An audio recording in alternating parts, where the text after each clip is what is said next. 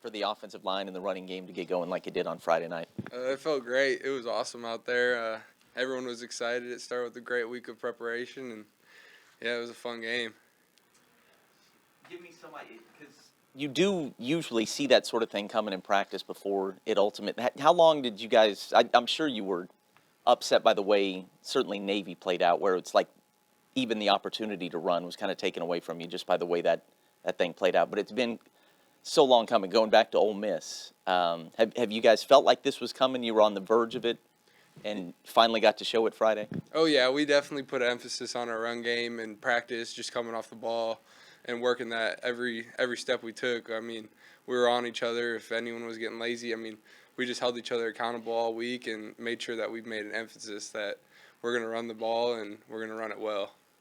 How much does Deneric, when he's right, you know, because I obviously didn't start the year able to play, so I don't know what he was able to do in practice, but when he's healthy, when he's right, how much does that help complement what you guys do and help the thing take off? It's great. I mean, we have a bunch of backs that are back there that in practice, I mean, you see them make cuts, hit the holes.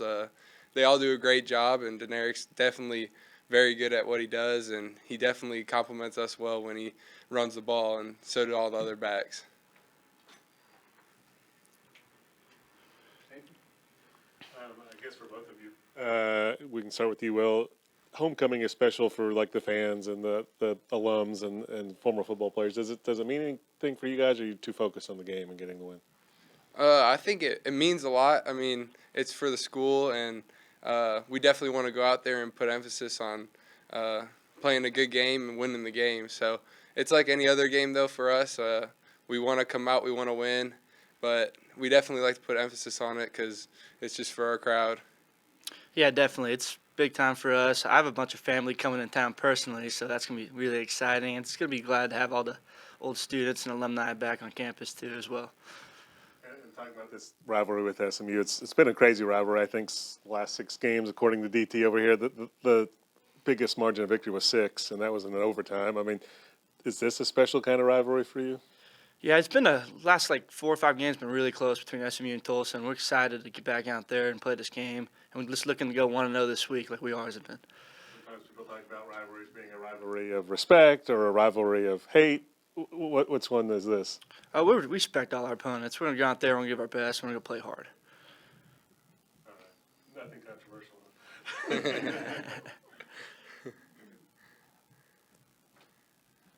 Will, tell me about these piranhas that you had that got pythons. Oh, This is just a crazy story. So give me the background on this. well, yeah, I guess, I mean, we went to the fish store and we had 3 piranhas, and they're kind of big, but then they started getting territorial with each other, so only one ended up being left, and then we had to take it back. Did you witness one piranha eating another piranha? Well, they started attacking each other, so that was when we were like, okay, they're not doing too great. But then we did have a snake too, but that got too big, so we donated it to the zoo, so that was cool. What was that like to, your family's a part of the zoo, I guess now? Yeah, I guess it was cool. We just hang out with it, put it out in the backyard, and let it slither around, I guess. And once it got too big, we just decided it was time to take it to the zoo. Did the snake have a name? No, we didn't name it. We actually don't name any of our animals, really. How many animals do you guys have? Well, we had 2 cats. We had the piranhas. We have different fish now in that fish tank. I had a turtle for a little bit. Yeah, we just kind of had everything just random. We had a dog back in the day. Dog Yeah. didn't have a name? We did call it Duco. It did have a name. That's probably the only animal that had a name. The cats are just... Fat kitty, little kitty. With your position, I mean, how much do you lean on your brother with him playing in the NFL? I mean, do you pick his brain and get some thoughts from him to Yeah. up your game? Yeah, I definitely pick his brain and see what he thinks and try to get as many tips and tricks from him just because he's been playing the game long. And even with my other 2 brothers, I definitely pick all their brains just to kind of get the tricks and tips that they see and just the knowledge they have. I try to soak all that in and definitely try to improve my game through theirs. What's the biggest thing that you've learned from your brother? Gosh, there's a lot. I would say it's just like a mentality thing, really. He's just kind of taught me how to. I mean, they all taught me just how to be tough mentally. The old line is just a different game, and it's just through the years of growing up with them, it's kind of just that mentality being taught to me that they gave me. And last one for me, have you garnished the nickname Zookeeper or anything? I have not got that nickname yet.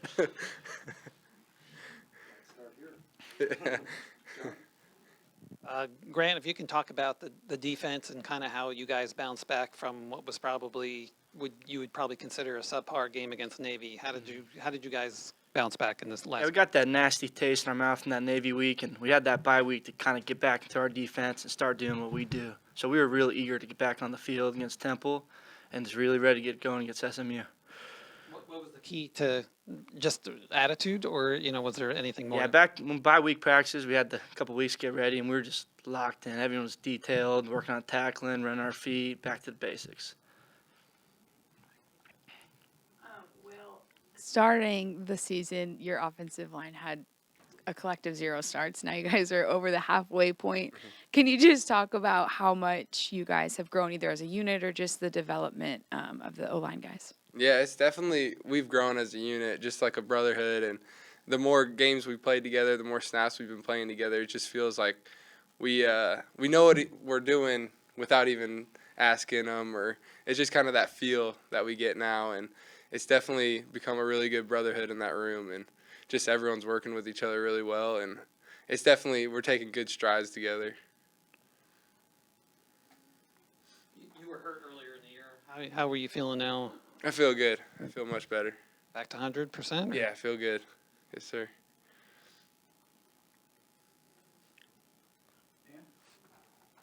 I guess just for the both of you, I mean, mutual respect for SMU, but what is it truly like lining up against them? I mean, do you guys talk smack with one another? I mean, give me the breakdown on this, guys. We definitely butt heads with each other. It's just a part of the game, and I mean, we respect each other. We respect our opponent because you can't go in there thinking you're all that and all this, but we definitely go in there with mutual respect that, I mean, they're going to hit us, we're going to hit them right back, we're going to hit them harder. I mean, we just got to go out there with the mindset that we need to be 1-0, and we just can't down any of our opponents. So. Yeah, I'm agree with Will. It's going to come down to win each rep, win each play. It's going to come down to those details in these type of games and conference. And it's good. Every game gets a little chippy. It's on the field, emotions get high, and every game is usually a little chippy. But Will, I'm assuming you've watched the Deneric Prince touchdown, and especially the 822 or the end zone shot of it. That was a huge hole. I mean, you could have drove a truck through there, but he made a great play and got through the safeties and all that sort of thing. How proud are you? I don't know if it was a trap block or what it was, but describe it a little bit, and how proud are you when you look at a tape like that and you see that kind of a hole? Oh, that's exciting. It was exciting to see because, I mean, we just sealed it off, walled it off, and Deneric did what he does, and he sprinted right through that hole. He broke right through, and he didn't let anyone catch up. So it was definitely nice to see the hole widen, and then Deneric just smoked that hole.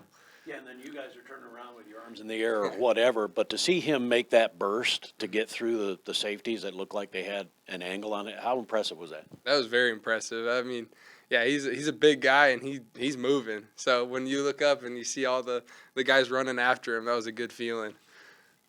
And Grant, talking about the so-called chippiness with SMU, is some of that related to all of the Texas players? I mean, you're from Argyle, and do you go, hey, I faced that guy from Cedar Hill a long time ago, and I don't like him or anything? Is there a little bit of a Texas bent to this in terms of the familiarity? yeah, they have a good amount of Texas guys. I wouldn't say there's too many I played in high school. I think I played the backup quarterback, Preston Stone, back at Parrish, back in the day, but not too many of them I played back in high school, I would say. Yes, sir. Right? I mean, Yeah, we have a good amount from Cedar Hill and Duncanville and stuff that played against them. So that might contribute to the knowledge of the Yeah, I other think it team. brings to the excitement of kind of getting to play some familiar foes and stuff like that. For more information, you can visit tulsaworld.com.